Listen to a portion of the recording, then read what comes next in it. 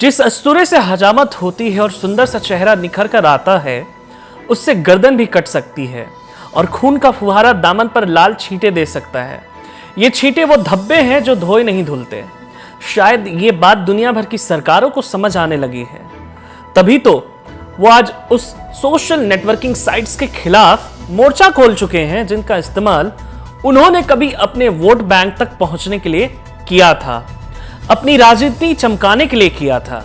आज सरकारों को यह डर सताने लगा है कि अब लोग भी इस हथियार का इस्तेमाल इन सरकारों के खिलाफ, इनकी आलोचना करने के लिए करने लगे हैं। अब तक तो यह बात सबको पता लग चुकी है कि फेसबुक, ट्विटर, इंस्टाग्राम जैसे सोशल नेटवर्किंग साइट के बंद होने की खबरों ने 25 मई की शाम से सारा ध्यान आकर्षित करते हुए लोगों के बीच सनसनी फैला दिया है। कई लोग मान रहे थे कि 25 मई को आधी रात के बाद ये साइट्स बंद हो जाएंगे, क्योंकि मोदी जी पहले भी आधी रात के बाद बहुत कुछ बंद करा चुके हैं। वैसे ये खबर बेवजह तो नहीं थी।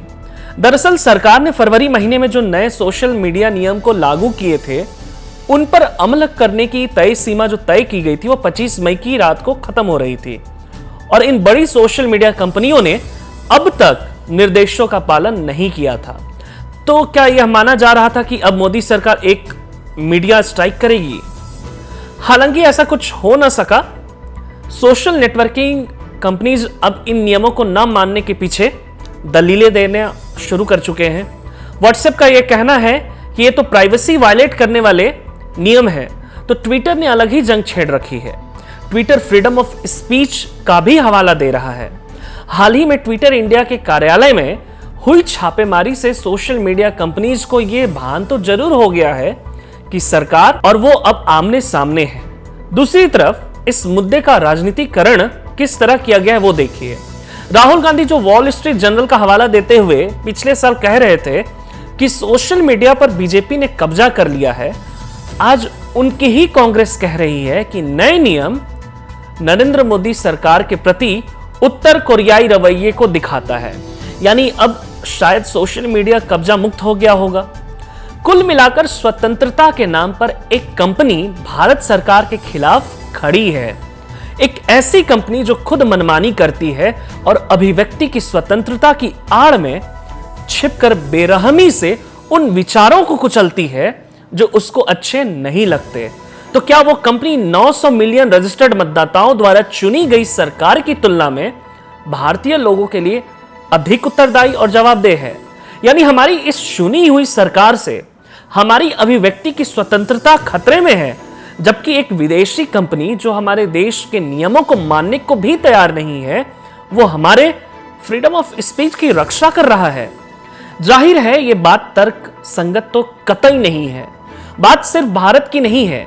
ऑस्ट्रेलिया की सरकार ने न्यू मीडिया बार्गेनिंग कोड कानून पास करके गूगल और फेसबुक जैसी बड़ी कंपनियों को न्यूज पब्लिशर्स का कंटेंट इस्तेमाल करने पर उन्हें पैसा देने पर मजबूर कर दिया है। वैसे शुरू में तो वहां भी फेसबुक ने आपत्ति जताई थी, लेकिन बाद में उसे झुकना पड़ा।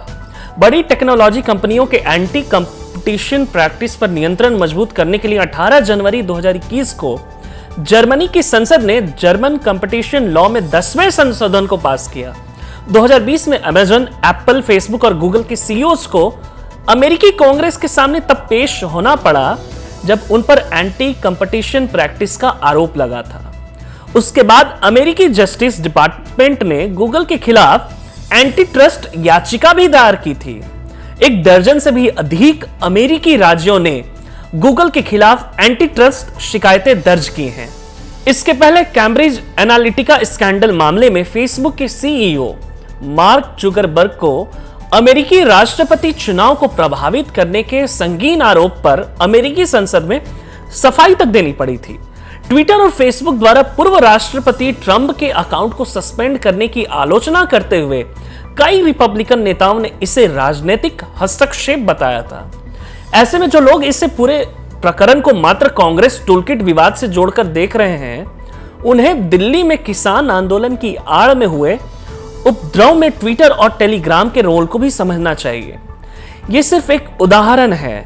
अंतरराष्ट्रीय स्तर पर भी ऐसी कई घटनाएं हैं। पूर्व प्रधानमंत्री इंदिरा गांधी की अंतिम यात्रा के लाइव प्रसारण में उकसाने वाले नारों का लगाना या फिर रवांडा का वो नरसंहार जिसमें जिन प्रमुख लोगों को मारा जाना था उनके नाम रेडियो पर प्रसारित किए गए। ये उदाहरण एक हद तक इस मामले की गंभीरता को समझने के लिए काफी है।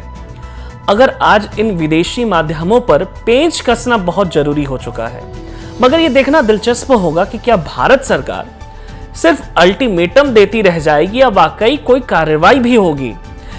क्या भारत दिखा पाएगा अपना दम या विदेशी कंपनियों के आगे झुक जाएंगे हम।